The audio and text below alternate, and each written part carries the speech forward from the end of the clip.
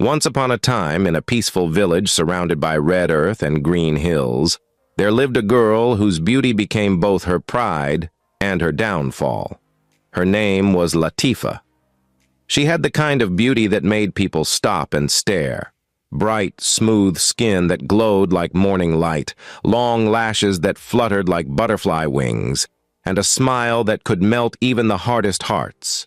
But behind that beautiful face lived something darker. A sharp tongue, a proud spirit, and a heart that felt too big for correction. People in the village often said, "Beauty without good behavior is like a flower that smells sweet, but hides a thorn." But LATIFAH didn't believe that. She believed beauty was power. And because she was beautiful, she thought the whole world should bow to her.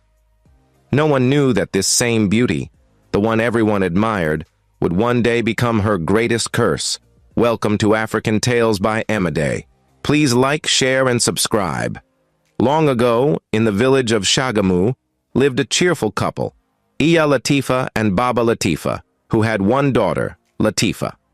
From the time she could walk, LATIFAH loved mirrors. She would climb onto a stool, stretch her neck, and stare at her reflection for minutes, smiling, touching her face, and turning her head from side to side like a little queen. Her mother would laugh softly and say, "Ah, this girl. If you love mirror like this, I fear for the boys in this village." And her father would chuckle, patting her head. "Let her be, Iya LATIFAH. She is just admiring the good work of God." But as she grew older, admiration turned into pride. If her cousins or friends came around, she would look at them and say, "My skin is brighter than yours, my eyes are finer. Even the boys like me more." At first, everyone thought it was childish talk, but it didn't stop. Even when her mother tried to caution her, she would just laugh. "Mama, you are jealous because I am more beautiful than you were at my age." Her mother would sigh, shake her head, and whisper, "Pride walks slowly, but it always reaches its destination. Shame." But LATIFAH didn't listen. She was too busy admiring herself to hear the voice of wisdom. Then one cold morning, her father fell sick. It started with a cough that wouldn't stop, then fever, then weakness. The village healer came, mixed herbs, and prayed, but nothing worked. Within 3 weeks, Baba LATIFAH was gone. Her mother cried for days. Neighbors gathered, women wept, and the house that once rang with laughter became a place of silence. LATIFAH sat quietly, confused and afraid. For the first time, her mirror no longer mattered, but her pain was not yet over. Just a few months after her father's burial, her mother too fell sick. At first it looked like fever, but it grew worse every day. Her eyes dimmed, her strength failed, and before long, Mama LATIFAH joined her husband. At only 8 years old, LATIFAH became an orphan. When the news of her sister's death reached the neighboring village, a woman named Mama Ashabi came. She was Iya LATIFAH's elder sister, a widow, kind and hard-working, known for her calm spirit and gentle heart. She had no child of her own, but when she saw LATIFAH sitting beside her mother's grave, her small face wet with tears, something inside her broke. She knelt, lifted the little girl into her arms, and whispered, "From today, you are my child." And so, LATIFAH moved into her aunt's home, a small mud house near the market square. Mama Ashabi sold tomatoes, pepper, and onions in the village market. Every morning she tied her wrapper tightly around her waist, carried her basket, and went to the market to make a living. At first she left LATIFAH at home, but when the girl grew a little older, she started taking her along. The first day in the market, LATIFAH's eyes widened with excitement. She saw rows of women calling out to customers, baskets filled with bright red tomatoes, and men dragging carts full of yams. Mama Ashabi gave her a small stool to sit on beside her. "Watch and learn, my child," she said kindly. "Someday this trade will help you." But instead of learning humility, LATIFAH learned mockery. If a customer came and priced tomatoes too low, she would roll her eyes and say loudly, "Madam, if you don't have money, go and plant your own farm." The customer would frown and walk away. Her aunt would sigh deeply. "Latifah, that is not how to talk to people. Customers are blessings. Even if they don't buy, greet them with respect." Latifah would shrug. "Auntie, people like that deserve insult. They want to cheat us." "Still," Mama Ashabi said gently, "you must talk with respect. Rudeness drives blessings away." But the more her aunt corrected her, the worse she became. If a cripple passed by, she would whisper loudly, "Ah, look at his leg! God forbid!" If a blind man came begging, she would laugh. "Uncle, even if I give you money, how will you see to count it?" Other market women would shake their heads. One elderly woman once said, "Latifah, you are beautiful, but your mouth is dangerous. Be careful, words are like arrows. Once released, they cannot return." But Latifah only smiled proudly. "Nothing can happen to me," she said. "God made me beautiful. Even curses cannot touch me." Her aunt would sigh every evening as they walked home. She loved the girl like her own, but she feared that her beauty had blinded her heart. Years passed. Latifah grew into a striking young lady, tall, elegant, and graceful. Her beauty was the talk of the village. Men admired her, women whispered about her, and children stared when she walked by. But her heart grew prouder with each compliment. By the time she finished school at 16, she decided to join her aunt fully in the market. "Education is good," she said, "but selling tomatoes brings money faster." Her aunt smiled patiently. "Then learn the trade properly, my dear. But remember, kindness is worth more than profit." Latifah nodded, but her actions said otherwise. She was now the face of the stall, attending to customers while her aunt arranged goods. But her arrogance made the market tense. She argued with buyers, mocked their clothes, and insulted anyone who disagreed with her prices. When one woman told her, "These tomatoes are too small," Latifah snapped, "Then go and pluck from your dream farm." Another day, when a poor mother begged for a little discount, she shouted, "If you don't have money, go and cook air." The market women began to complain to her aunt. "Madam Ashabi, talk to your girl. She's driving your customers away." Mama Ashabi would always bow her head and apologize. "I'm sorry, my sisters. She's still learning." But when they got home, she would sit Latifah down and say softly, "My daughter, you must change. This your mouth will bring you trouble one day. The world is deep. You don't know who is who." Latifah would roll her eyes and mutter, "Auntie, you talk too much. Nothing will happen. Nobody can curse me. I'm too beautiful for evil things to touch." Mama Ashabi's heart would ache as she looked at her. She would whisper quietly, "God will not allow you to meet the person that will lay a curse on you." But she didn't know. That day was closer than she thought. One sunny afternoon, Mama Ashabi packed her basket and told Latifah, "I will travel tomorrow to buy goods from Oja Balogan. It's far, but I'll return before evening. Take care of the house." Latifah smiled casually. "All right, Auntie. Bring plenty of big tomatoes."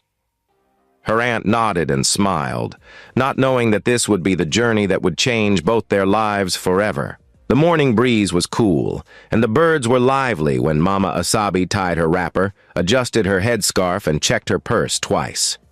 She was traveling to Oja Balogun, a big wholesale market 2 towns away. That was where she bought baskets of fresh tomatoes, bell peppers, and long red chilies for resale. "Latifah," she called softly from the doorway, "sweep the room, wash the plates, and boil water for my bath. By the time I return, we'll sort the goods together."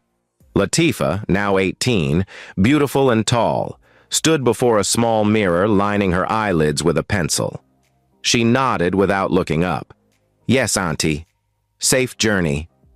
Mama Ashabi watched her for a moment. She wanted to say more, She wanted to warn her again about her sharp mouth, the way she laughed at people, the way she spoke to elders without respect. Instead, she touched Latifah's shoulder gently and said, "The world is deep, my child. Be careful how you speak. There is pain you cannot see." "I have heard," Latifah replied quickly, eyes still on her reflection. By sunrise, the lorry to Oja Balogan honked at the village square. Traders climbed with baskets, tied their bags, and settled on wooden benches. On the road, the lorry rattled over potholes. Women talked about prices. Men argued about rains. Mama Ashabi prayed quietly, counting her coins and calculating how many baskets she would buy. Oja Balogan was already awake when the lorry arrived, sellers shouting prices, the smell of fresh produce, rickety wheelbarrows squeaking through narrow lines, flies dancing where fishmongers poured water over their stalls. Mama Ashabi bargained carefully, her voice calm, never proud, never sharp. By noon, 3 big baskets of tomatoes, 2 baskets of peppers, and a sack of onions stood ready with her name written in chalk on each. She ate bread and ground nuts in a quiet corner, then paid a young barrow boy to help her move the goods back to the lorry. As they loaded, clouds gathered. The wind changed. Traders hurried. The lorry driver shouted, "If you are going to Ikorodu, enter now." The journey back began under a gray sky. Halfway home, rain fell, fast, heavy, angry rain that beat the iron roof of the lorry like stones. Visibility dropped. The driver's wipers struggled. At a bend near the tall Iroko tree, just 3 turns from the village checkpoint, the lorry skidded. Everything happened at once. A shout, a hard brake, a violent slide, then a crash. The world went white, then silent. When the sound returned, it came in pieces. A woman crying somewhere, a man calling for help, tomatoes rolling across wet mud like scattered rubies. The driver coughed and moved. Some traders climbed out with bruises. 2 men from a nearby farm ran across the road. Someone called, "Is anyone trapped?" They found Mama Ashabi pressed under a broken bench, breathing but unable to move her legs. Her eyes were open, but her body felt far away. With careful hands, the men lifted the bench, wrapped her with a dry cloth, and carried her to a motorcycle that took her to the local health center near Ikorodu. The rain slowed to a stubborn drizzle when a passing teacher saw the accident and ran to inform the village. By the time Latifah reached the health center, the sky had cleared, but her world had not. On a thin bed by the window, Mama Ashabi lay quietly. Her face was calm, but her legs were wrapped and still. The nurse said soft words, "She will live, but she may not walk again." Latifah's mouth opened. No sound came out. For a moment she forgot her mirror, her sharp replies, even her pride. She held her aunt's hand and whispered, "Auntie, I am here." And that was how life changed. Not with a warning, but with a turn on a wet road. Weeks passed. The health center released Mama Ashabi with a small wheelchair a church group donated. Now Latifah woke before sunrise to sweep, heat water, bathe her aunt, and prepare simple meals. She did it because it had to be done, not because she wanted to. There was no tenderness in her hands, no care in the way she tied scarves or folded wrappers. She washed plates with speed, not with love. She placed food on the table as if it was a task, not a gift. She sighed loudly when asked to refill water. She rolled her eyes when her aunt asked for help to adjust the pillow. Still, Mama Ashabi thanked her. "God bless you," she would say. "God will reward your hands." By 8 o'clock most mornings, Latifah balanced a basket on her head and walked to the Ikorodu market alone. The stall was now hers to manage. The first week, customers greeted her warmly. "How is Mama Ashabi? We are praying for her. Be patient, my dear." But old customers drifted away when they tasted her words. If someone priced tomatoes carefully, she snapped, "Madam, do I look like a charity?" If a man checked for firmness, she scoffed, "Sir, if you want miracles, go to the church, not the market." If a girl with a crooked leg limped past, LATIFAH laughed with a group of boys and said loudly, "Walk faster, Auntie. The ground is not chasing you." The market changed around her. Not the stalls, not the red earth, not the rusted zinc roofs, but the way air felt near her table. It became thin. Some buyers stopped coming, some came once but never returned. Others sent their children to buy from the quieter woman 2 rows away who spoke less and smiled more. At home, Mama Ashabi asked gently, "How was sales today?" "Fine." "How many baskets left?" "I don't know. Customers are slow."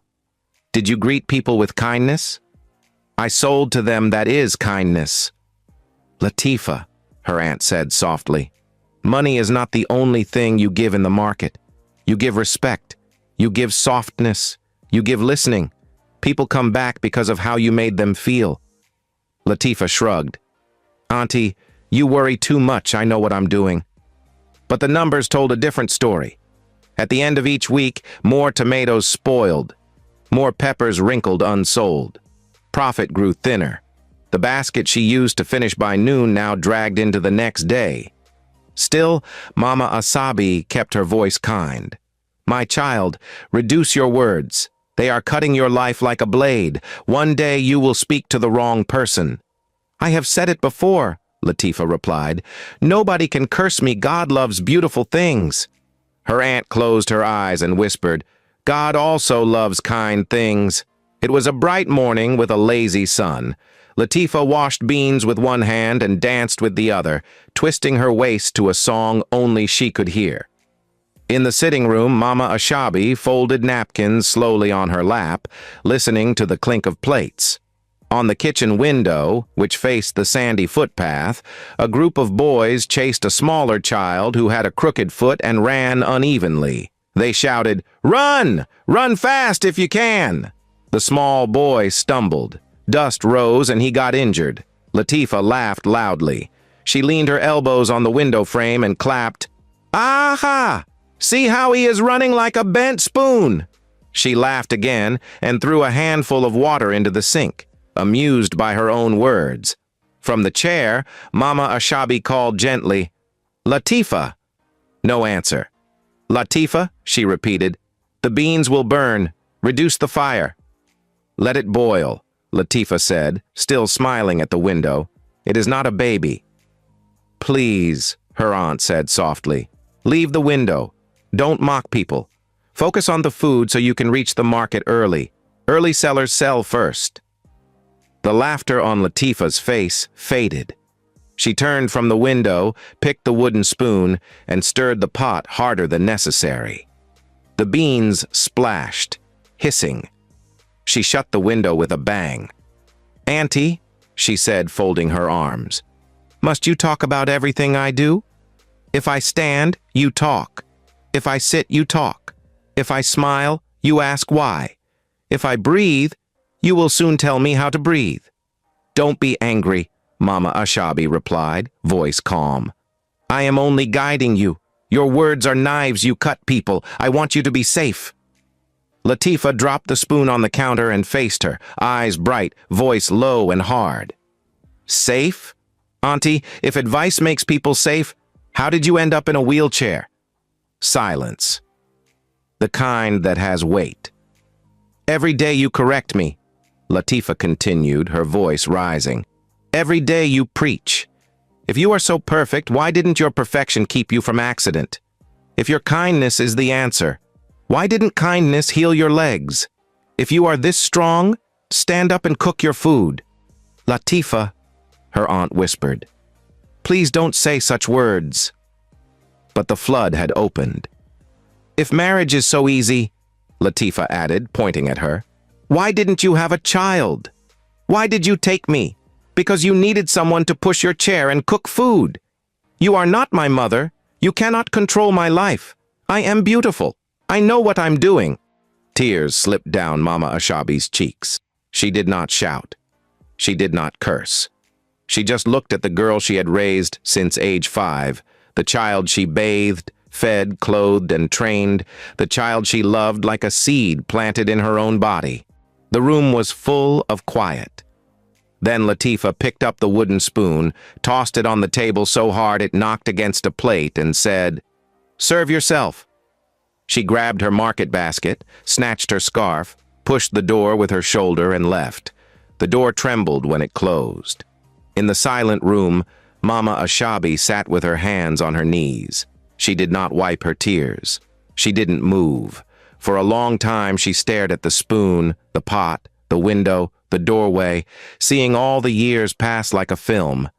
The first day she carried a tiny girl from a graveside. The first day that girl laughed at a mirror. The first warning, the second, the 100th. When the sun went down and the lane grew quiet, Mama Ashabi wheeled herself to the small table where her Bible lay open. She placed both hands on it and tried to pray for mercy, but the words would not rise. Her chest was heavy. Her bones felt wet with pain. Slowly, with a voice that sounded like a tired leaf, she spoke toward the earth, toward the sky, toward the one who sees.